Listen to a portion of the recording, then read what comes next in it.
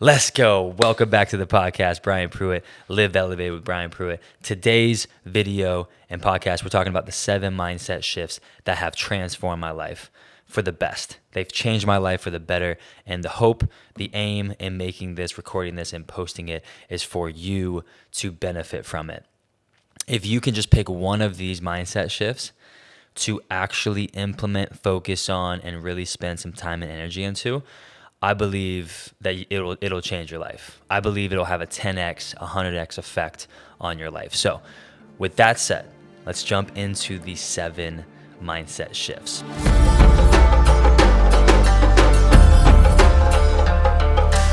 If you haven't already, on YouTube, I'll be posting these podcast episodes, visual podcasts.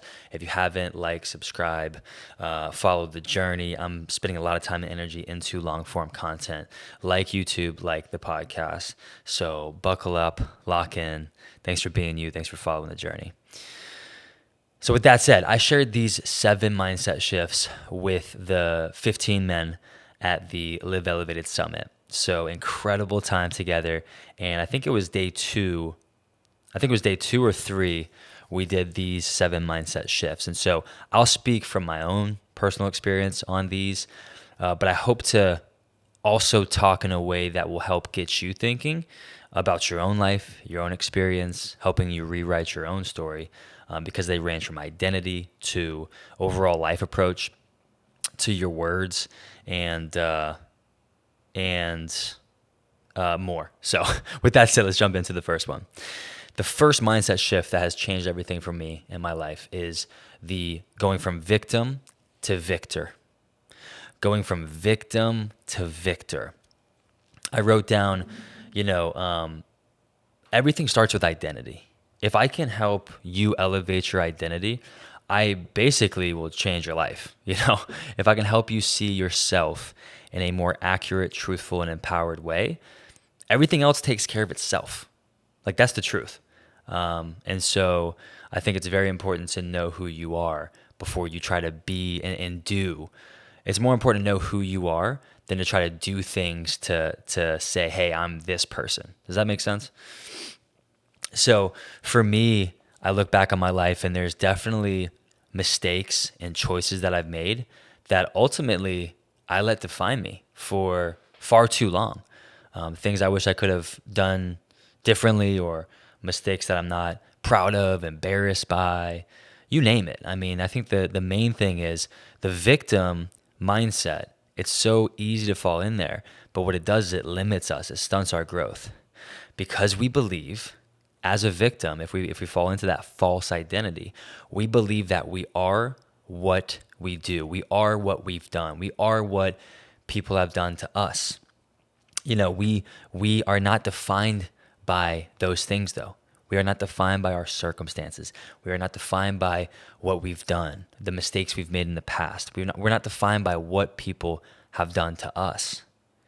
We are ultimately defined by our Creator, love. We're ultimately defined by what we're made of, not what we've done, our mistakes, what was done to us, etc. Does that make sense? So we're so much more than that. Right? And I believe we're born to be overcomers. I believe we're born to be victors, heroes. We're more than overcomers, more than conquerors, it says in Scripture, right? Because of the truth that we are what we're made of. We are made on purpose, made by God, and we are a victor in our story, not the victim. So moving from life is just happening to me to life is happening for me. What can I learn? How can I grow? What is this teaching me? That's the victim to victor transformation. That's the victim to victor shift, is stepping into, hey, I actually can control my life because I can control my thoughts, my words, and my actions. I am not what the world has done to me. The world says I am. I'm not who people think I am, who people say I am. I'm not limited by my mistakes. I'm not limited by my errors. I get to step into that because I'm a victor. So that's mindset shift number 1. Number 2 is scarcity to abundance. The mindset shift of scarcity to abundance. I wrote down that lack is an illusion. It's a man-made frame of mind. It's a man-made reality. The truth is abundance is ultimate reality. the truth is we do have everything we need, in each moment. I think it's important to know that you have exactly what you need to have in this moment. And I think to live in an abundant state of mind is to live with this sense of knowing that what I want to see in my life, the fruit I want to see, or the results I want to see in my life, that maybe they're not manifest right now and obvious, they're already mine. It's just going to take a little bit of time. So if I feel like they're mine and I live like they're mine, I know they're mine, I know that I'm not going to miss something that God has for me, I can live in a state of abundance and trust and this confidence, even when I don't see it in my life, even when I don't see the results, see the achievements, see the fruit that I want. And keep in mind, abundance is not just materials. Abundance is presence, it's love, it's fulfillment, it's purpose. Abundance is having more than you need. And that can be so much more than materials. So don't hear me the wrong way. The scarcity to abundance is kind of like that even if mentality. Even if I mess up, I take the wrong turn, that business fails, even if, I know I'm going to be okay, because I know God is with me. I know God is for me. I know that no matter what, all things are working together for my good. And that's the truth that I live on and I bank on. So even when it doesn't seem like it, I remember when in terms of bills and money coming in, money going out, these months didn't look good, in the red here. I don't know if we can do this for longer than a couple more months, like those types of scenarios. When I have people in my life close to me, they're like, I'm not sure if you're going to make this happen. So it's not looking good, Brian. Like those sort of moments when you're about to quit or when you're about to give up because you're so discouraged on what it looks like, keep in mind this shift. Abundance is our birthright. Abundance, having more than enough, is our natural state of being. So I think that's really important. That's faith. That's knowing that even if it's going to be okay, knowing that it's all good. And at the end of the day, again, abundance is life, energy, purpose, fulfillment, happiness, peace. Those are the real fruits of abundance. Moving on, number 3, as we continue going. Number 3 is words. They have to do with our words, self-limiting words to life-giving words. I love the truth in Scripture where it's like the Spirit of God was hovering over the waters. And anytime there's a Spirit of God or the presence of God or God in general, it's always bringing life. Like life is always brought to the situation. So God brings life, and the enemy or the devil, for example, let's just say, brings death, right? God always brings life. God always brings abundance. God always brings union, right? God unites, the enemy divides. So for us, we're co-creators with God. He gave us so much power in the words we get to use. So I think that's really important. So many times in my life, I look back and I would speak things over my life, whether knowingly or unknowingly, that severely limited my ability, right? An example is like, I always struggle with blank. If I keep saying that over time, what do you think I'm going to struggle with? 100%, right? I'll never achieve blank because of blank. Oh, well, that's him. That's not me. Like those examples are great. That's very practical. But even like the simple things, my wife gives me so much crap for this. Not as much because I think she thinks it's funny now and possibly true. But I'm like, I can't remember the last time I get sick. Like, I don't remember the last time I got sick. And she's like, babe, you were just sick like a month ago. But I don't speak the word over my life. And that sounds kind of crazy, maybe kind of cuckoo, but I believe life and death are in the power of the tongue. Every time we speak, we're either bringing life or we're bringing limitation. Life or death, limitation or expansion. So I choose to use expansive words, words like abundance, words like possibilities, words that are always framing things in the positive. Does that make sense? So I could say, yeah, I just have ADD, I can't focus. Or I can say, I'm always thinking of new ideas. I get excited about a lot of things. And I'm getting better at focusing on singular things at one time. Focusing where I am, focusing on the one thing in the moment. Trying to say that correctly, but I think that's the biggest thing. Be very aware of using ultimative words, ultimate words like never, always, never. Those are very powerful.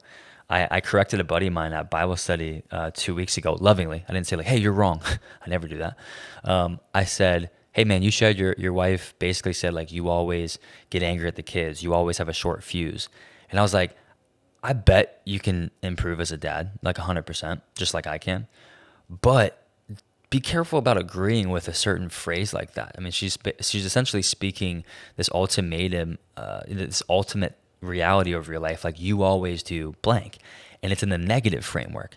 And I'm like, bro, that's just not true. I know who you are. I know what you're made of. I know who you are as a dad. Like, dude, you're amazing with them. Yeah, you're not perfect, and yeah, you make mistakes, but you are not that guy who always does blank, negative, right? So it hurts and it's harder when people closest to us use those words. But how often do we use it ourselves and agree with ourselves and agree with others when it's always negative or never in the negative light? So the goal is to always live from a place of love, always bring life to the situation through our words, and always see the best in people, situations, and circumstances. Number 4, external validation to internal discovery. I wrote down the goal is to work from a place of success, not for it, right? I'm working to improve myself, not prove myself to people or to myself or to, the world. True success can only be lived from. It can't be achieved. It can't be,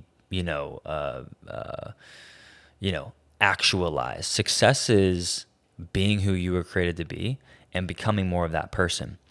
It's an approach to life. Success is a lot more about how you are living, how you're approaching life, how you're approaching the quote unquote pursuit of success than it is about like achieving or reaching success, right? You can be successful exactly where you are, broke as a joke, and you got a million things going on in your life that you could change and wish you could change. You could be successful if you just believe the truth about who you are, focused on the good, and took action from a place of already being enough. And I'll leave it at that. Everything you need is already within you. God planted a seed, a divine spark, a seed of potential DNA that you don't need to go to the store and get more you.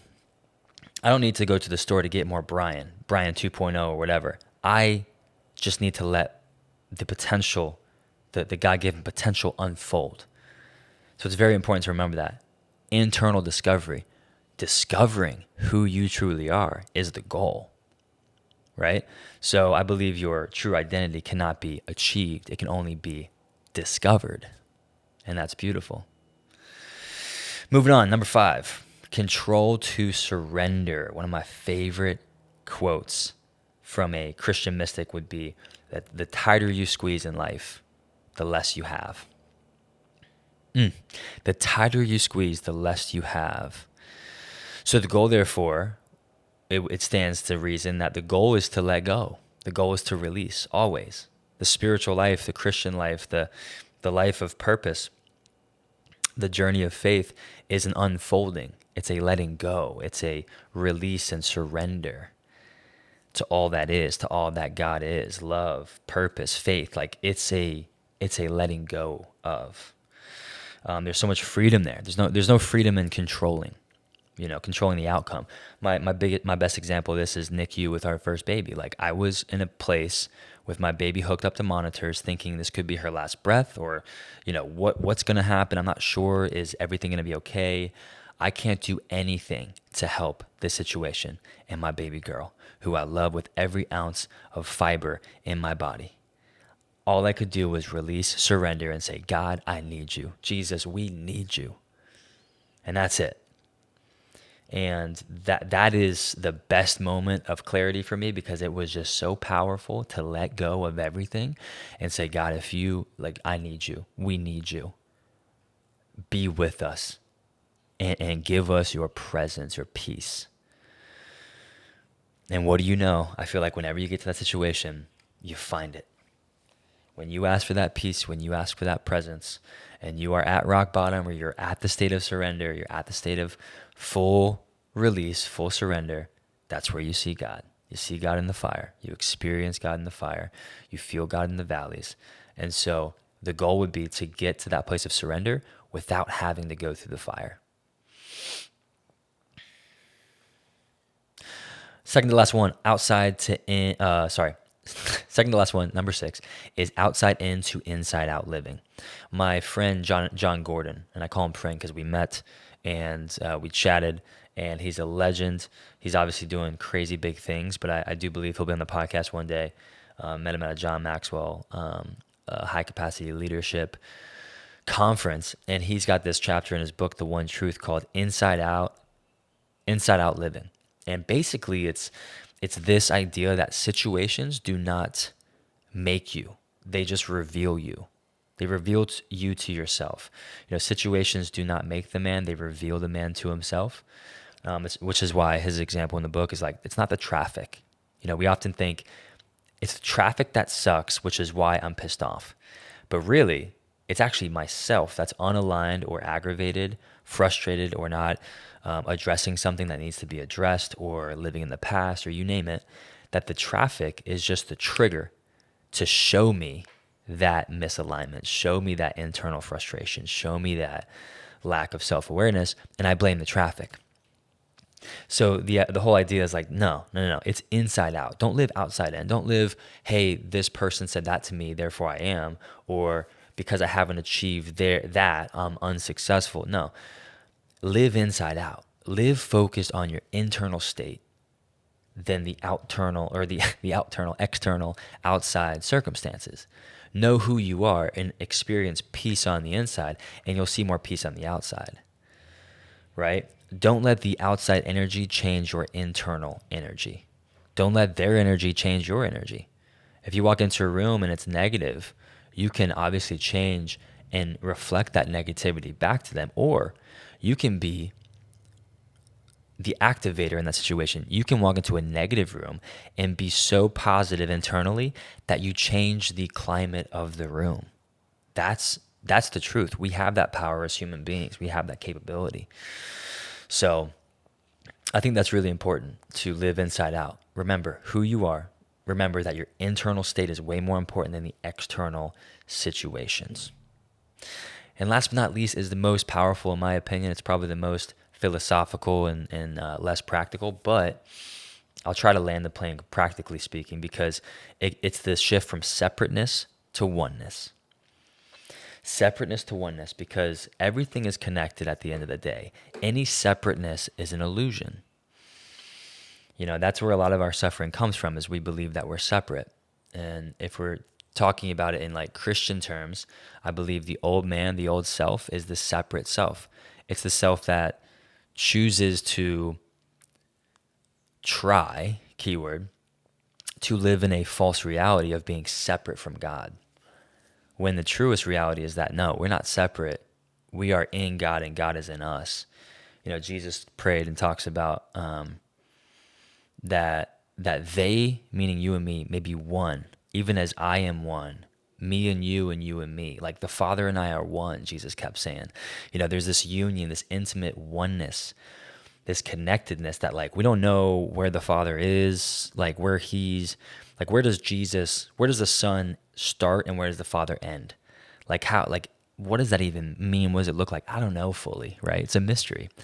But the point is, oneness is what we were made for. It's ultimate reality. Oneness with God, oneness with ourselves, oneness with others.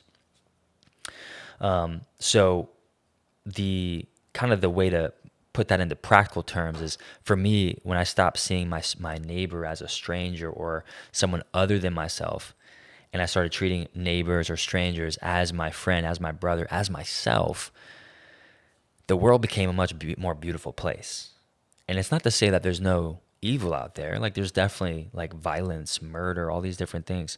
But the point is, when we mistreat a stranger, we're mistreating ourselves. When we love a stranger, we're loving ourselves, right? That's why Jesus said, love your enemies, because he knew the greatest enemy of all is within. He said, love your neighbors, because when you love your neighbor, you love yourself. It's like, it's just crazy. It's beautiful.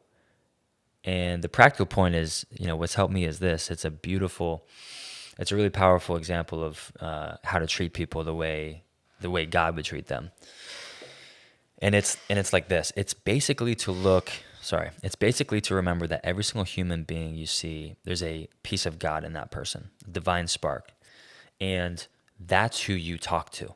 So whenever you meet a stranger, you look at them as if you are looking into the eyes of an eternal soul, because that's what you're doing. And this person's loved, they're known, they're never alone. They're part of this great, mysterious, beautiful story of history, of the universe. And you get to speak to this eternal being in this time-space continuum, and you get to focus on the good. You get to, focus on, wow, this person's got so much to teach me. I can learn so much from them. I can get to know them. I can let them be seen. I can let them see me. And so you can talk to that piece of God in that person. And when you do that, you'll find there's a lot of good to focus on. But make sure they see it in you first. Make sure they see the God in you first. So that's the whole goal is, how do I experience oneness? Well, start seeing everything as one. Start seeing everything as it is. I love the quote, we're like islands on the sea, islands at sea, on the surface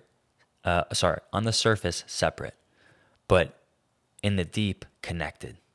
You go far enough below the surface, and every island is connected.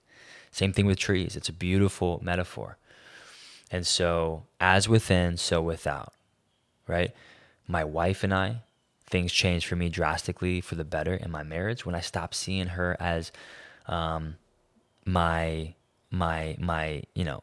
other half, right?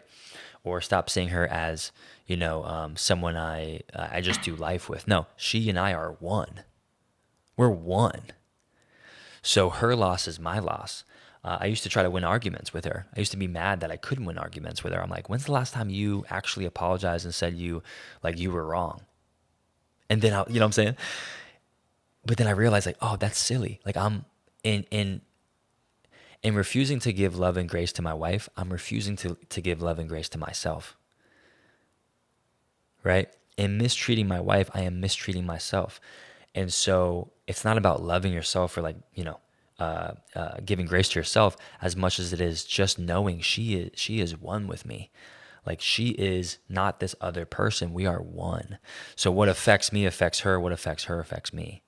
And so when you realize that everything is more connected than you can imagine, you start being very careful about how you think, what you say, what you choose to believe about other people, about the world, and about your situation. So hope that was helpful. It was a longer video, longer podcast, but I wanted to get through those 7 mindset shifts that have changed my life for the best.